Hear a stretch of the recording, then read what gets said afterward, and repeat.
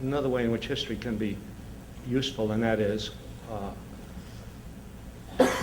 in guarding us against alarms and fears, of hysteria, because that's how you get a public to do something that's against its interests. You get it afraid. You create a monster out there, and we're under attack, and then the public will go along with the most ridiculous things that the government proposes. Because we're seeing that now with terrorism. All you have to do is, and I mean, how many times has Bush used the word terrorism in each of his speeches?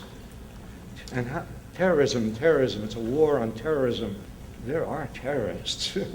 And yes, terrorists are fearsome, and we should be. But there's a difference between a kind of rational assessment of a fear and a hysteria which leads you to do things which do not get at the root of that fear, but in fact expand the possibilities for that fear coming true. And the reason I say history is useful because we went through the same thing with communism. Communism played the role during the Cold War that terrorism plays now. And sure, communism was real, just as terrorism is real. There was a Soviet Union. The Soviet Union was occupying Eastern Europe. If it was a dictatorship, it had all these qualities, right? But we took that reality and exaggerated it to the point where the Russians are coming. The Russians are coming. Hide under your desk. They're going to, really, remember the kids, hide, nuclear weapon, nuclear. But it was the United States that was the great nuclear power.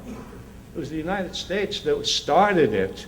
It was the Russians trying desperately to catch up. They never caught up. All the way through, the United States was way ahead in the arms race, but presented the Soviet Union as a great threat. Only after the Cold War was over did the intelligence officials come out and say, you know, we really overassessed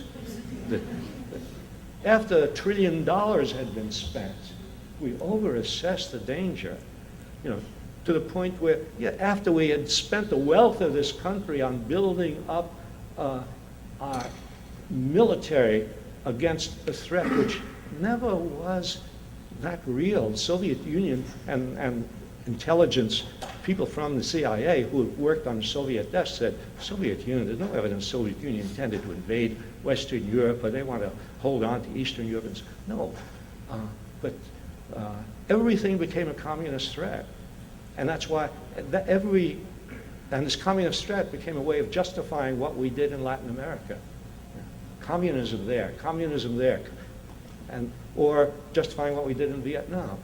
You know, oh, Vietnam, it's going to become communist. Well, what they meant was half of this tiny country, where the other half is already communist, the other half may become communist.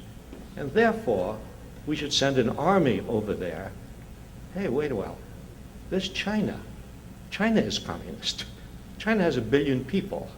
And you're worried about half of this little country in Southeast Asia, and you're going to send an army and you're going to kill several million people because this is part of the world communist threat.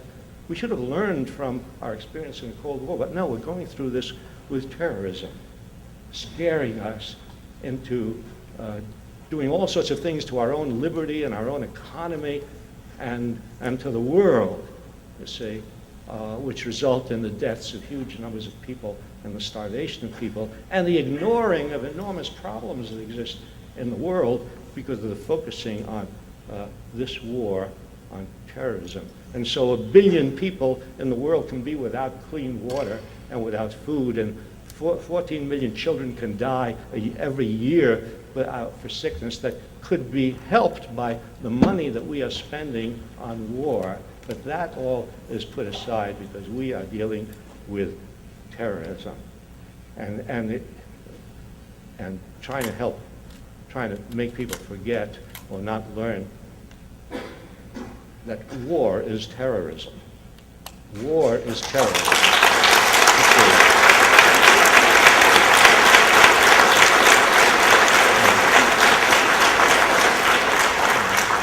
You know, there's the idea of a war on terrorism is a contradiction in terms.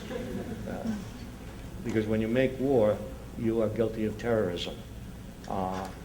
And not only that, but when you make war, you are magnifying terrorism. You are creating more terrorists because you are creating hostility in all of the places in the world that you're invading and bombing.